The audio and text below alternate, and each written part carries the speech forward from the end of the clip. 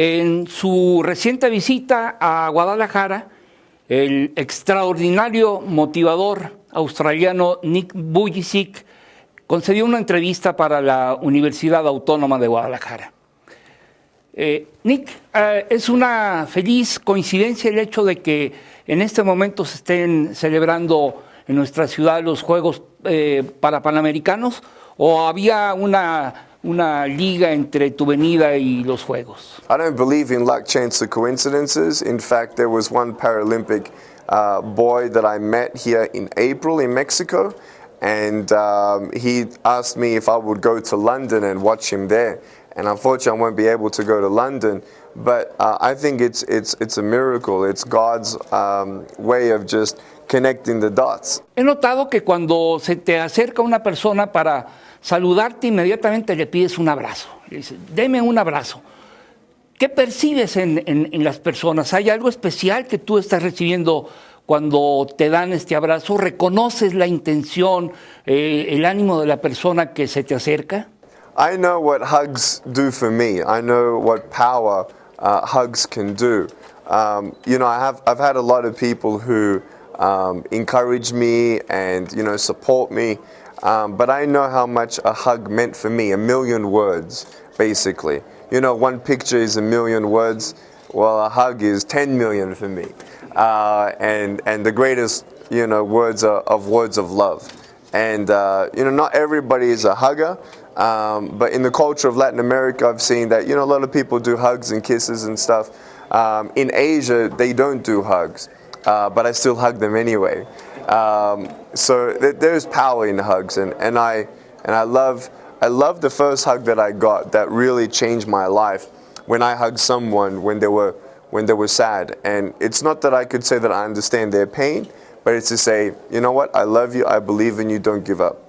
En el caso de personas discapacitadas, ¿cuál es el dolor más grande? ¿El hecho mismo de ser físicamente incapacitado en alguna medida o el rechazo que a veces hay por parte de la gente? When you make a movement of some sort of awareness for people with disabilities and acceptance in society and accessibility in the cities for people in wheelchairs, it takes a long time. It takes persistence, it takes patience, but all in love. I was actually the first disabled child to be going to a normal school. And that was, you know, a big step for the government. And some people in the world believe, well, we need the government to do more.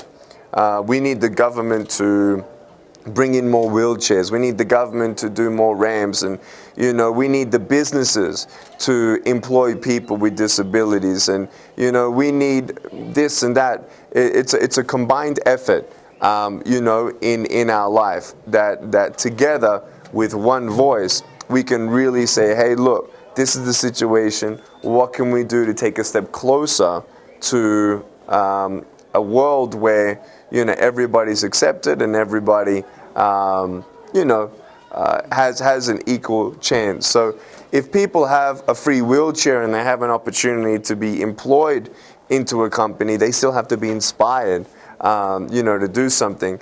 And I think society acceptance for people with disabilities, it actually really depends on the education system. I think if we really bring the awareness into the next generation and put it into our curriculum, that would be fantastic. In fact, my company, Attitude is Altitude, is just about to finish a high school curriculum, a high school life skills program of character building, and that's a 6-month program. And so we'll be offering that to schools for free if they're interested. El número de personas con alguna discapacidad física que hay en el mundo es enorme. Se habla de que hay por lo menos 500 millones de personas en el mundo con alguna discapacidad. Y de acuerdo a datos del INEGI, en México habría 7 millones de personas con alguna discapacidad física, principalmente en el aspecto motriz, es decir, que no pueden desplazarse por sí mismos o no pueden caminar. ¿Tú crees que la tecnología a nivel mundial ha avanzado lo suficiente para prestarle ayuda a todo este mundo de personas a través de prótesis o algunas otras medidas tecnológicas? Technology is hermosa. It is beautiful. It changed my life. I mean, be able to type and even voice dictation. I actually had a friend who was dying of Lou Gehrig's disease, and he was able to dictate and put up a website and encourage people who couldn't move. And he couldn't even talk, but he typed using a laser technology, moving his head to actually type the letters. And so I thought, wow, what an opportunity it is to, really give. That's the greatest thing. It's better to give than to receive. And I'm actually so thankful that I was born in 1982, because if I was born maybe just 10 years prior, who knows if I would have had a wheelchair or a computer at a young age. And not everybody has access to technology, I know. But it's wonderful that it's becoming more and more accessible and cheaper as the years go by. Finalmente, Nick, ¿quisieras enviar un mensaje a la comunidad tapatía y particularmente a la comunidad de la Universidad Autónoma de Guadalajara? To any teenagers who are watching, don't waste your life wishing you were someone else. Don't waste your life wishing that something would be different. See what you do know, see what you do have, and do your best, and God will do the rest. More than anything that has given me the richness in life and no limitations in life is the love of God, is my purpose, it's my peace in Him. To know that this life is so short. I'm only going to be here probably for 90 years, but I'm going to heaven for eternity, forever and ever. No more sickness, no more disease, no more school, no more performance, no more job, no more boss. It's going to be heaven. No more death and no more greediness and everything that we see in this world, the war, the drugs, the pride, the control, the corruption. In our life, we must fix our eyes on eternity. But in this life, we must understand that knowing that we are going to live for eternity, there are purposes here.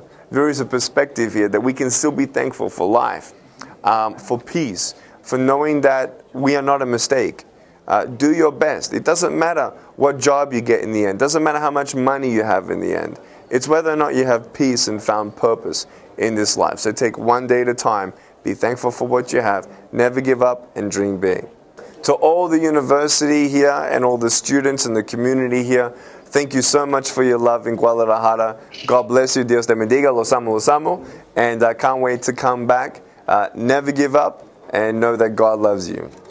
Pues muchas gracias, Nick. Te agradecemos tu tiempo. Sabemos que estás lleno de actividades y felicidades. Y muchas gracias por esta visita a Guadalajara. Gracias.